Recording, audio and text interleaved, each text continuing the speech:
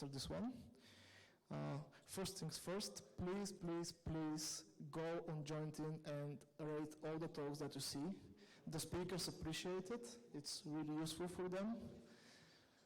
And in general, it's useful for other conferences as well to know how everyone did. And without further ado, I'd like to introduce my friend Albert, who is a freelancer and likes working on open source software, and believe it or not, came from the Netherlands to live here on purpose. So, Albert, please take the stage. Yeah, actually it was just my flight that got rerouted and couldn't afford a ticket back, so that's why I'm here now.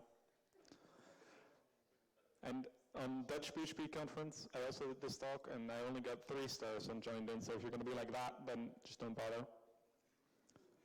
But, okay, so I want to talk about a project that I started with Milko, the organizer of the conference, already quite a while ago, and it's quite exciting, even though when I talk about it, many people think it's a really bad idea. I agree with them, but at least it's well executed. So, it's a Band-Aid. Of course, I'm going to be talking about optimizing your website for performance, and every developer out here will be thinking, you know, I don't need that because my web apps are already extremely performant, because I know exactly what to do. Of course, all you geniuses don't need it, but on the off chance that you ever have a project that has already been built, you're still dealing with performance issues. This is a quick and dirty way to get it to work somehow halfway fine without having to re-architect your entire app. And we'll go over how that works. After all, you know, in software development, it's always this onion, right? I mean, we don't like JavaScript, so we just transpile something else to JavaScript. And we just keep adding things on top of things on top of things in order to get finally something to work. Of course, makes everything really slow, but that's why we have faster CPUs every year, right? So that we can run more code that does less, but still in the same amount of time. So I've been doing freelance web dev for like 10 years or something, and what oftentimes comes up is well, speed optimizations. I'll just go over why the website speed is important to clients and in general. Well, there's some statistics from Akamai and from Google, and one of them is that over half of people will leave if it takes over 3 seconds to load a page. I think that's on mobile, but that's pretty crazy because many websites do actually take 3 seconds to load or to even show anything on the screen. So if you're not patient, you're just going to piss off. And that's not good for your conversion, obviously. There's another statistic that 100 milliseconds of delay can cause something like a 7% drop in conversions. So if you do the math, you can see that if you're running an e-commerce store especially, then having high latency between pages is really going to hurt your revenue. And for me, the main reason that I'm interested in this is that it's really annoying to do development on a slow website because you have to, if you change something, you reload. It takes a long time, and that's really annoying. So, but as for my clients, the reason they start thinking about performance in the first place is usually because they become aware of one of these tools, like PageSpeed Insights or GTmetrix, ping them, and they basically give them a score, right? And that's the first time that most clients have ever heard about performance and they think it's a problem. And especially because the first one says Google PageSpeed Insights, and the way it works is like you put your URL and you get a score. It's like a report grade. And then basically the way this is interpreted is like, you know, Google just gave my website a score of 5 out of 10. You build it, it sucks, you have to fix it. But of course, they have a point because speed is important to SEO. Google takes it into account when ranking. On the other hand, the scores that these tools generate are based on heuristics. They don't always, for example, the score is really bad. it doesn't always correlate to actual performance on the site. I mean, you can get a pretty bad score without actually having a slow website. But on the other hand, if you have a high score, it's very likely that your site is actually fast. So you can optimize for speed just by optimizing for the score, as we found out. So yeah, that's the reaction the client might have, which is largely psychological because of the, the number, especially the red color as well also doesn't help. So it does lead to dissatisfaction regardless of whether performance is actually really bad or not. As developers, I think we have a tendency to sometimes just tell the client, this score is just a number. It doesn't really tell you anything about the actual performance, so you shouldn't pay attention to that. It's just a bunch of rules that don't matter to my application. I don't know if any of you will admit to having said such things to your clients, managers. Well, we have only one honest person in the audience, but okay, so that's how I started. Like when I first went into this problem, that somebody asked me, the Google grades my site really badly, I would be like, yeah, but this score is not really a true reflection of the load speed, so it's not that important. So you don't have to optimize for that. But as I said, it's not always slow if it scores badly, but if it scores well, it's pretty slow. If it scores well, it can be really fast. And well, an example of the things where the scoring is just a bit weird is, if you use Google Analytics, you should get rid of it because Google doesn't like it because of the cache duration. Now, this has absolutely no impact whatsoever on performance because it's loaded asynchronously with the page, so it doesn't matter.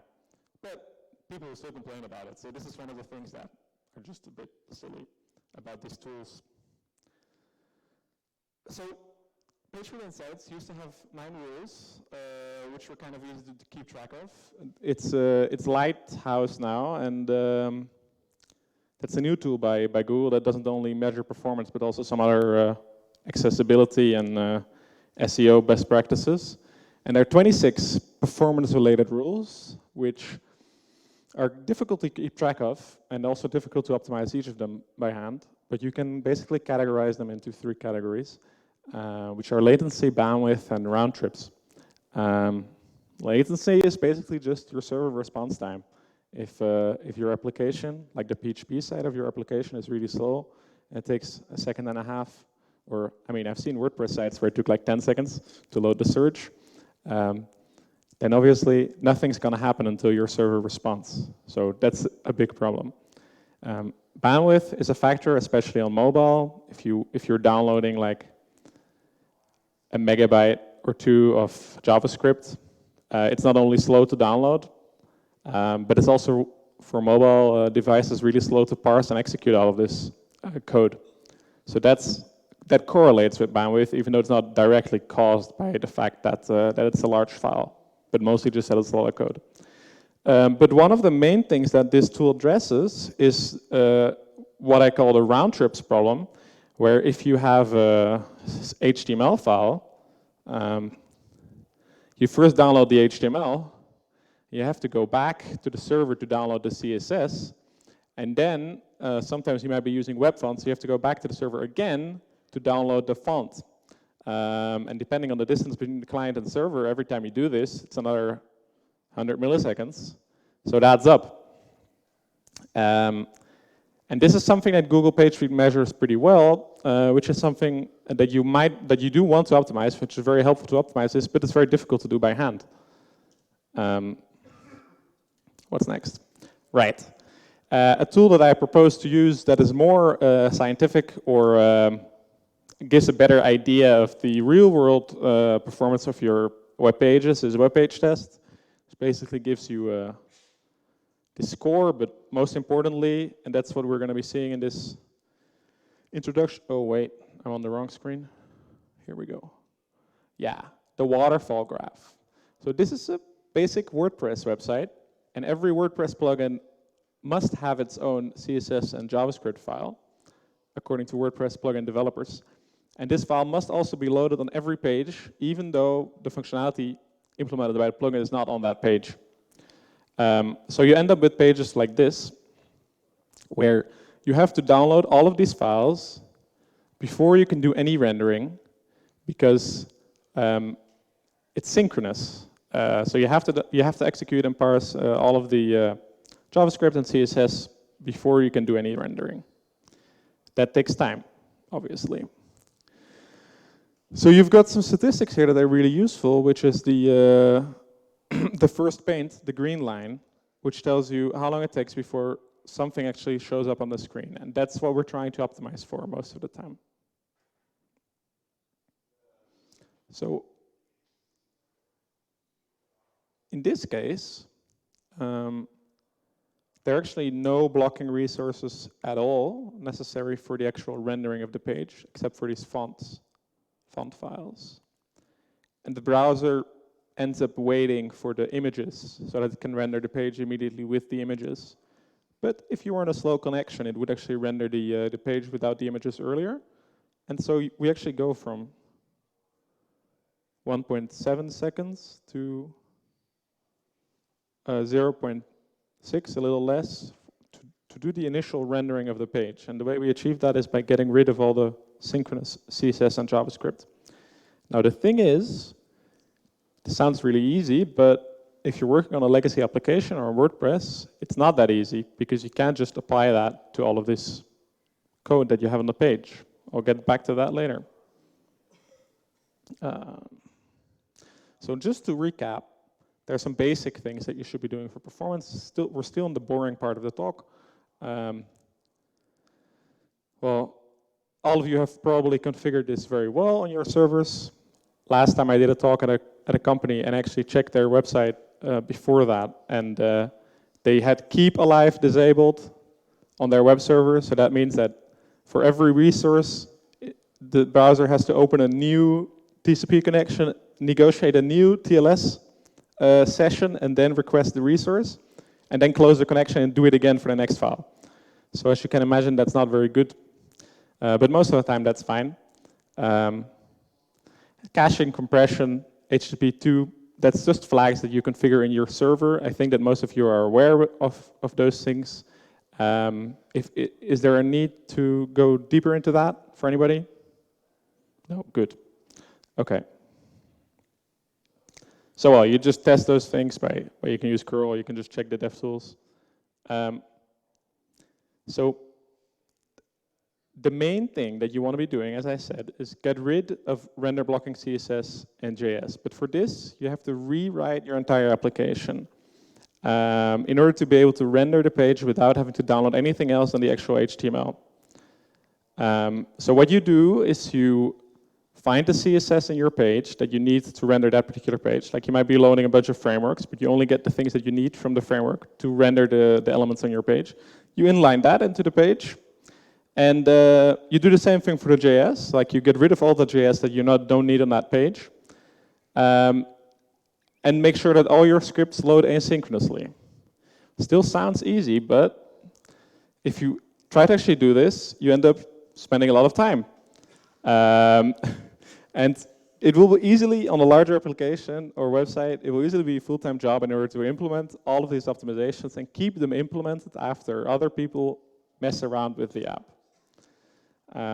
Because if you don't keep these optimization factors in mind when changing something, you're easily regress to something slow again. So we figured there must be a better way. And that's why we came up with FAST.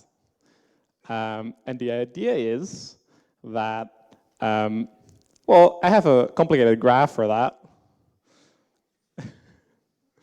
So you keep your website, your web app, your WordPress site the way it is, and you install this on top, and it somehow compiles your page so that it actually loads quickly. And you enjoy your life after that. So the pipeline is like this. We install an output buffer handler using PHP's OB start, and then it tokenizes the HTML, which it passes through a number of independent filters, which apply some of the different optimizations that you want to do. And then then serializes it back to HTML5 and sends that to the browser. And it does this on every page load, which sounds kind of slow, but actually takes only 60 milliseconds or so. And that usually pays off because the optimizations save a lot more in actual load time. A blank page? Right. The advantage of this approach is that not only do you not have to implement all of these optimizations individually for your app, but we can also add new optimizations to the library, and you can just deploy them by doing a composer update. So this is literally how it works. This is what installs the output buffer handling. You put this at the top of your application, and then it works magically. And you can integrate this as well as a response, a handler, middleware in frameworks like Symfony, Laravel, Cake PHP, God forbid. And one of the things it does is like rewrite image URLs to a service, PHP script, that then compresses the image and converts it to WebP. This might also sound like a bad idea because of performance, but PHP is pretty fast, and internally we cache everything. So in the worst case scenario, you get a lot of extra PHP requests but that don't hit the database because they're only checking whether a cached file exists and then read it. So it's very fast. And if you use Varnish or something like that, it's transparently cached. So it doesn't really make anything slower. One of the things that we ran into, because I was talking here about the HTML5 tokenizer, we implemented this naively in the beginning, and we used PHP DOM document, which works really nicely, and it has this method called load HTML, which sounds like it's going to load HTML, right? So is this P element inside or outside the div? How many people think that this P element is inside the div? How many people think it's outside the div? So I'm getting, everybody thinks it's outside the div, right? Because this is a self-closing tag, obviously. Well, I have to inform you that you're all completely wrong, because in HTML5, there's no such thing as a self-closing tag. This thing is just ignored, the slash, because the div is not on the list of tags that are self-closing. So the slash doesn't have any meaning in HTML5. That's something that changed over time, which few people know, and unfortunately, DOM document is not HTML5 compliant. It's HTML4 parser. So we started running into all sorts of shit where people had stuff like this on their page. It works, you install the fast library, and then suddenly it breaks. And you're like, well, it's your page that uses invalid markup, so it's not our problem. But that doesn't go down that well. So we ended up having to implement our own tokenizer, and we wanted to make it performant. So I checked Stack Overflow, what's the best way to parse HTML in PHP. And turns out you should use a regex, right? This actually works very well, and it's HTML5 compliant because our regex is super complicated. We have actually, there's code in the project that compiles the regex from like smaller regexes to make one big master regex that you have to fight until you've tokenized the entire HTML5 stream, and it works.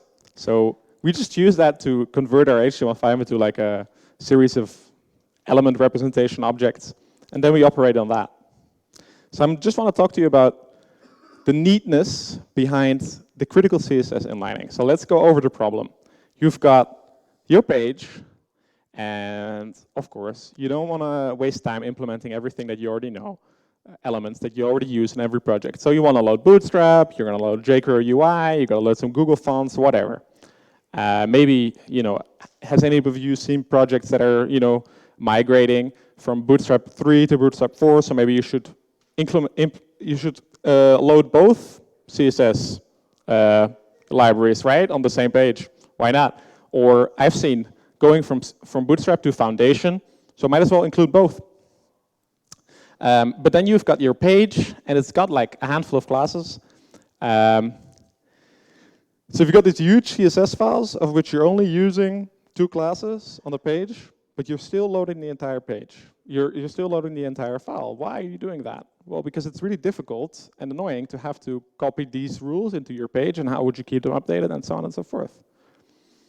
So what we want to do is you extract the rules from the CSS file and put them in the page. But you don't want to be doing this manually, obviously. So actually, we parse the CSS, we parse the page, because we've already done the HTML parsing. We look at the elements that are being used on the page. Then we extract those rules that are relevant to this page from the CSS and paste them into the HTML.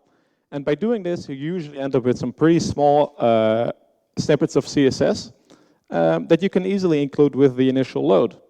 And that saves the browser from having to download the CSS file in order to render the page. It gets a little more complicated with JavaScript, because you can't simply make JavaScript asynchronous. The problem is pretty much the same with the CSS. You've got a bunch of files, but you're really doing only something simple on the page. These files are used on some other page, so you don't want to have them. So why not just do this? Who thinks this is going to work? Exactly.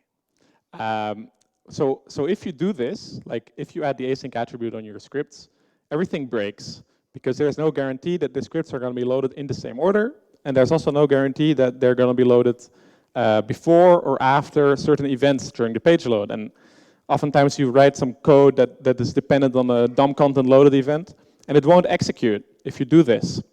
So it's actually quite difficult in order to get this to work. Because, yeah, the execution is not guaranteed. You can't use async on inline scripts. Like this will just execute before the other scripts, always. There's no guarantee that this script will get executed before events. It's actually likely that it will get executed after the document loaded event hits. And even though you shouldn't be, many people still are, you can't use document write in async scripts either. So you end up having to rewrite a lot of your scripts in order to make it work with async loading. And that's a lot of work, which we are trying to avoid. So what we do is we disable these scripts by just changing the type when outputting the HTML. And then we have a horrible blob of JavaScript attached to the end of the page that uses Ajax to load the scripts and runs them using eval, while at the same time masking and like faking, triggering the events so that it looks to the scripts as if they're being loaded in the normal way. Like that. Even though this is just a tidbit, this won't work, because if you define a variable inside the script, it will get defined inside the run script function. So you can't replicate the normal behavior like that. But it turns out that if you do this, like I changed the eval to this, it gets evaluated in the global scope, which is really neat. Well, that was new to me. I don't know how many of you are aware of that, but it's a big mess. But anyway, this is in the specification, so apparently it's fine. And it's really useful for us. So what we do is, well, scripts, for example, if you use jQuery and you call a function with jQuery, it will check ready state on the document. So we override the ready state property, set it to always loading. We stop the onload event from hitting. And then we eval all the scripts in the right order. And then we trigger the events at the end. So even though the script's actually being executed after these events have happened, you don't have to change the script. It still works the same way as if these events were happening post-script execution. So the event handlers still work. For document write, we do something similar, like just override the document write property, make it buffer the writes, and then after the script is complete, just insert it into the HTML. So you can use all of your, for example, advertising network scripts still work, because they oftentimes use document write. Yeah. So you remember the Google Analytics thing, where the cache duration wasn't right. So this is one thing that you probably shouldn't be doing. Luckily, you can disable this. But in order to get this to work fine, we rewrite the script to our own PHP script, and we append a timestamp at the end. So it changes every 2 hours, or every hour in this case. And we actually send a cache header to cache the script for a year. So that way Google PageSpeed thinks, you know, hey, this is great, I can cache this script for a year. Not knowing, of course, that the URL changes every hour. But that makes everybody happy.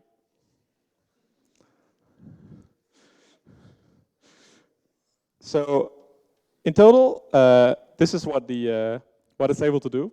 Like minify, actually that's not in here yet. It also removes white space from HTML. It minifies CSS and scripts. It optimizes images, converts them to WebP as well.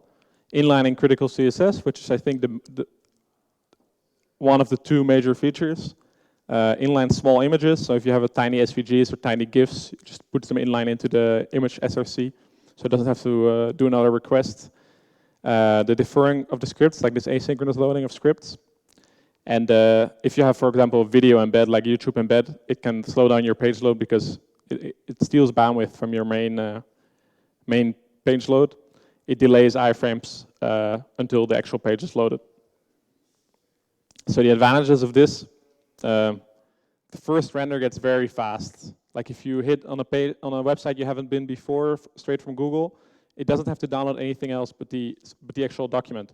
So you can go from 2 seconds to like half a second easy, which is really nice. Page speed score goes up, like with the old page speed, because they changed, like I said, the rules changed. With the old page speed, we got to 100 of 100. That was like the initial goal. Now the increase is still significant. Don't get to 100 points because it also takes into account other things. And it saves bandwidth. Like you, oftentimes, the compression helps like like 60% or something, like 40% savings, 60% of the original size, and you have a lot less requests because all the CSS and JavaScript gets bundled into a single request. Yeah. Yeah, like I said, I'm more familiar with the older PageSpeed tool because that's what we used when we were developing this, and we got to 100 out of 100 on both desktop and mobile. Now the PageSpeed tool also takes into account like real-world measurements, so then it really also depends on what you actually have on your page, how fast your server is, what your score is going to be. So we can't perfect it anymore like this because the old PageSpeed didn't actually take into account the actual load speed, which is of course one of the criticisms that people rightfully had against this tool. Downsides, well, we do the optimization on every page load, and if your server is slow, it takes more than the 60 milliseconds that I told you on before. But if your server is fast, it should be fine. It makes debugging hard because your scripts suddenly have a different name and they get executed with eval, and you can't find your CSS files anymore, and so on. So if something goes wrong, it's difficult to see what's causing it. You can easily use a URL parameter to turn off fast so you can see if it's caused by something else. And if you have a single page app or an app that really depends on JavaScript for its rendering and not only for its functionality, after clicking a button, for example, it won't help you because the JavaScript execution is delayed. So if you require JavaScript for rendering, it's not going to work for you. There's mod PageSpeed, and there's somebody with a Google t-shirt there who's probably thinking about that. It's an open source project by Google that does pretty much the same thing, except it's a web server module. I used it before we came up with this. It also works. It didn't do everything that I wanted to do, and it works like probabilistically. Probabilistically? Well, you know what I'm saying. So you don't always get every optimization every time. And I had a really hard time configuring it. And that's not an excuse to write your own thing, but I'm also not a C programmer. And I'm also not always in control of the hosts that I want to deploy this on. So the advantage of a pure PHP approach like we have is you can just roll it out anywhere. And you can just install the WordPress plugin and it works. So it's in GitHub, obviously. there is a WordPress plugin which has over 1,000, which is not a lot in WordPress land, but still it's over 1,000 sites where this apparently is working just fine. And those users are quite happy with it. And it's a GPL, so it's open source. Well, I think that's it. It won't go any further. So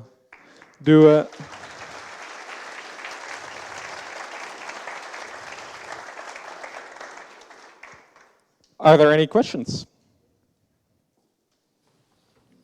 We have like 10 minutes, I think. Yeah, so we have a lot of time. I talk too fast. Questions? Anyone? Okay. Oh. Yeah, we have a question here. Yeah. Yeah, so it's modular, so it's basically just a list of filters that are applied to your site, and you can just disable them, which ones you want. The WordPress plugin has just settings for that, like you can just toggle on async CSS, async JS, stuff like that. Yeah.